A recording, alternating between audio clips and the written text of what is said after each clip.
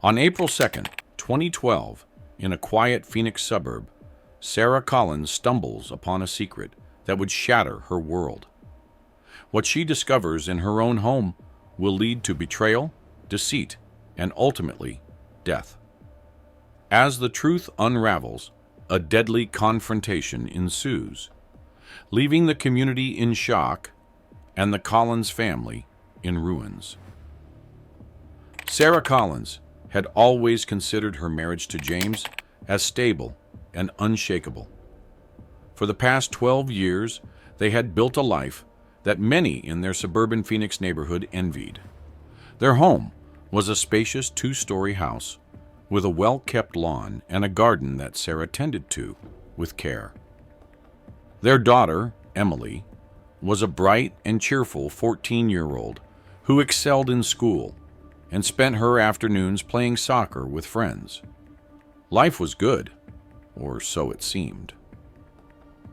6 months before everything fell apart, Sarah's mother, Margaret, known as Maggie, had moved in with them. Maggie, a 58-year-old widow, had lost her home due to financial difficulties. Sarah, being the devoted daughter, had welcomed her with open arms. It was a bit of an adjustment for everyone, especially James, who had grown used to having the house to themselves. But Sarah was happy to have her mother close, believing it was the right thing to do. In the weeks leading up to April 2nd, 2012, things started to change in subtle but unsettling ways. James, who was usually attentive and warm, became distant. He began coming home late from work, often with vague excuses about meetings that ran long or sudden work-related dinners. When he was home, he seemed preoccupied, often retreating to their bedroom to make phone calls or spend time on his computer. He avoided eye contact with Sarah, and their conversations became strained, limited to mundane topics like Emily's schoolwork or the grocery list. At first, Sarah tried to brush off her concerns. She told herself that James was under pressure at work. After all, being a financial advisor was a demanding job, especially with the market being unpredictable. She even tried to be understanding when he seemed glued to his phone, frequently stepping outside to take calls. But deep down, a nagging feeling told her that something was wrong. That feeling became impossible to ignore on the morning of April 2nd, 2012. It was a Monday, around 9 a.m. Sarah had just returned from dropping Emily off at school and was getting started on the household chores. As she moved through the house, tidying up, she noticed that James had left for work earlier than usual, leaving behind a half-empty cup of coffee on the kitchen counter. Sarah decided to start with the laundry. She walked upstairs to their bedroom, humming softly as she gathered clothes from the hamper. As she opened James's drawer to put away some of his shirts, her hand brushed against something unfamiliar, a small, sleek object tucked beneath a pile of folded socks. Curious, she pulled it out. It was a smartphone, but not the one James usually carried. This one was different, an older model she had never seen before. Her heart began to race. Why would James have a second phone? The thoughts swirled in her mind, but she pushed them aside as she pressed the power button, the screen lighting up in her hand. There was no passcode, and as she scrolled through the messages, her world began to unravel. The messages were explicit, filled with words she never imagined would come from her husband. Her breath caught in her throat as she saw the name attached to the text, Maggie. The same Maggie who had lived under their roof for months, who had shared countless meals and conversations with them, was the one sending these messages. The realization hit her like a freight train. She felt numb as she scrolled further, reading the exchanges between James and her mother. The affair had been going on for months, right under her nose. The texts were filled with secret rendezvous, moments of passion shared when she was out of the house or preoccupied with Emily. The betrayal was overwhelming, but Sarah didn't allow herself to react. Not yet. Instead, she quietly put the phone back where she had found it and continued with her day as if nothing had happened. But inside, she was in turmoil. Over the next few days, Sarah moved through her routine like a ghost, haunted by the images and words she had seen. She couldn't eat, and sleep was impossible, as her mind raced with questions. She started paying closer attention to everything: James's comings and goings, the way he interacted with Maggie, the stolen glances between them that she had missed before.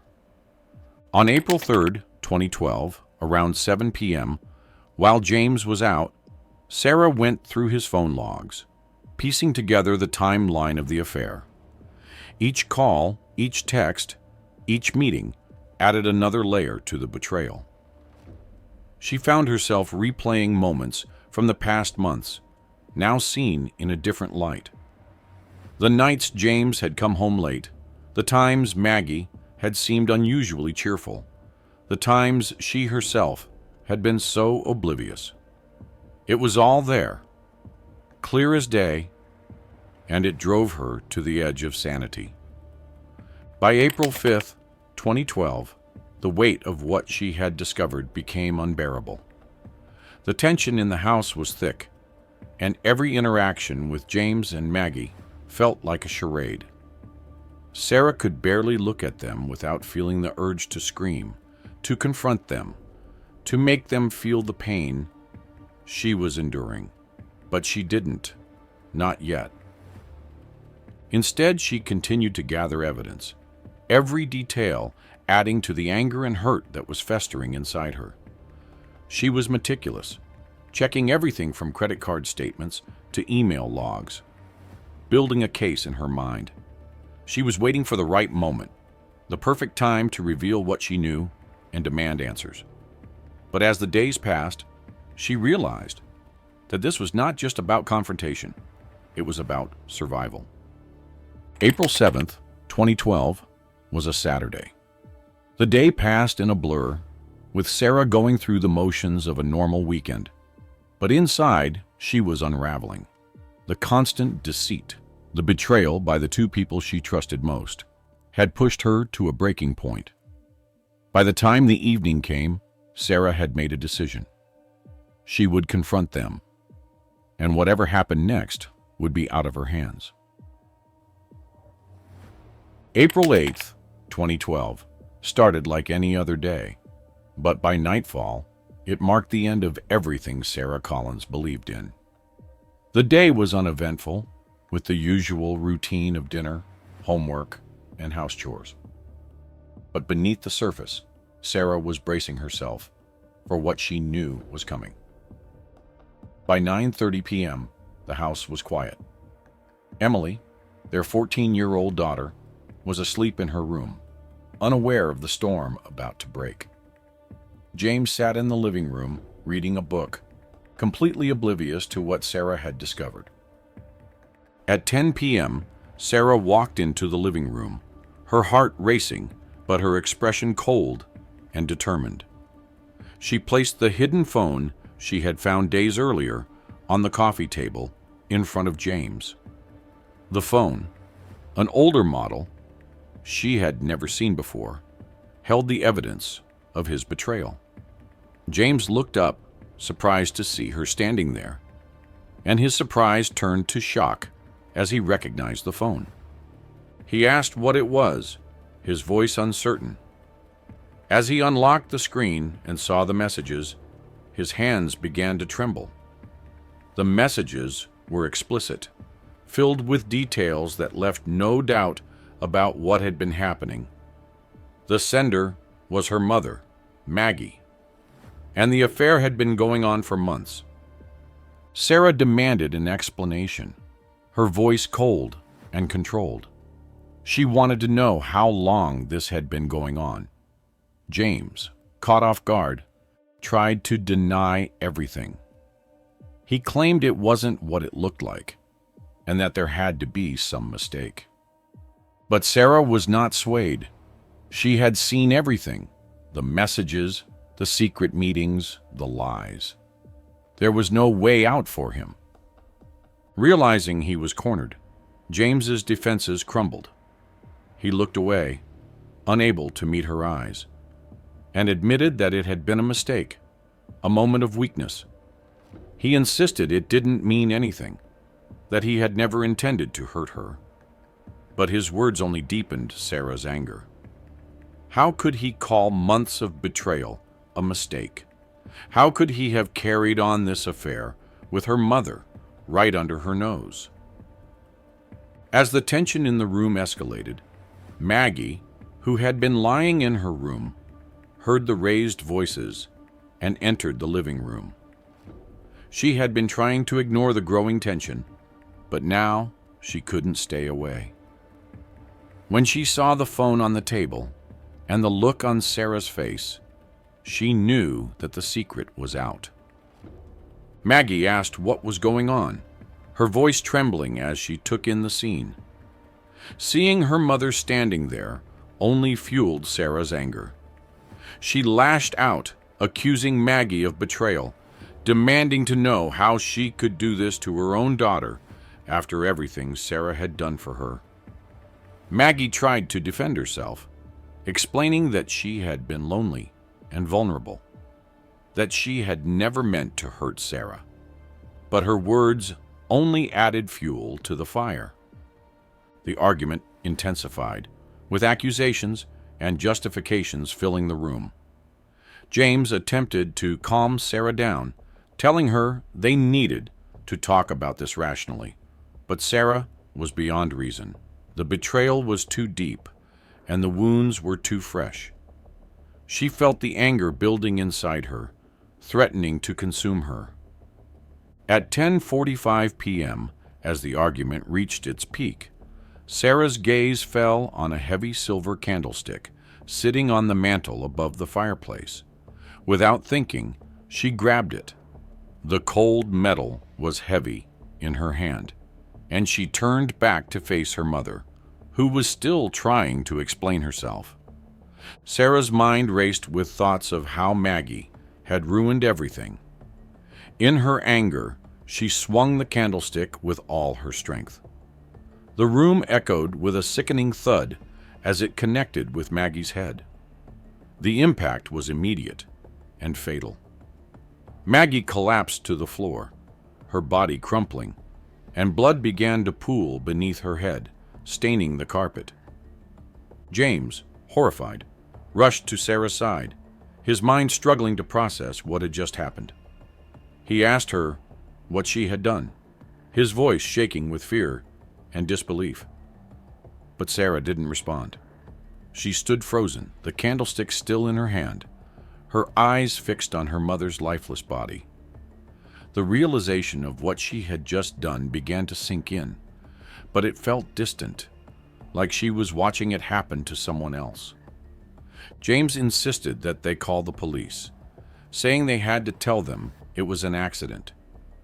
He was panicked, his words coming out in a rush. But Sarah couldn't move. She couldn't speak.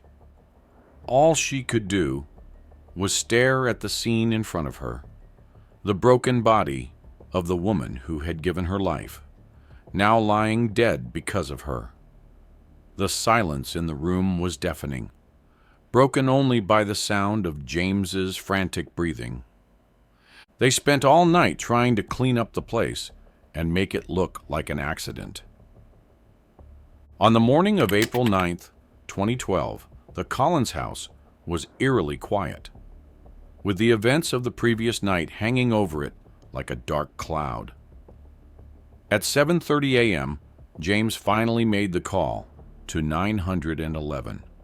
His voice strained as he reported an accidental death. The words felt foreign to him, as he tried to keep his composure, knowing full well that nothing about the situation felt accidental. Within minutes, the flashing lights of police cars and an ambulance lit up the quiet suburban street. Neighbors peered through their windows, drawn by the commotion. The paramedics were the first to enter the house, and it didn't take long for them to confirm what James and Sarah already knew.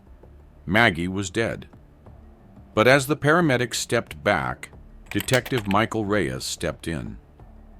Detective Reyes was a seasoned investigator, known for his keen eye and thorough approach to every case. As he surveyed the scene, something about it didn't sit right with him.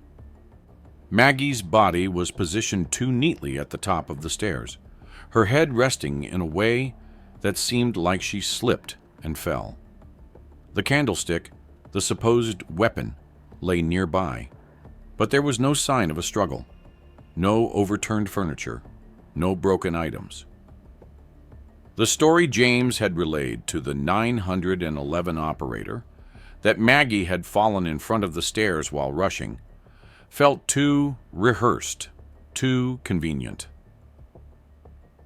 By April 10th, 2012, the autopsy report came in, revealing that the blow to Maggie's head was not consistent with an accidental fall. The report detailed the force of the impact, noting that it was more likely caused by a deliberate strike rather than a stumble down the stairs. With this new information, the investigation quickly shifted focus from a tragic accident to a potential homicide. Detective Reyes began to dig deeper, starting with separate interviews of Sarah and James. The interviews were conducted in a sterile, windowless room at the local police station, with the clock ticking loudly on the wall. James was interviewed first. He tried to stick to his story, repeating that Maggie had fallen during an argument. But as Reyes pressed him on the details, his answers became less certain.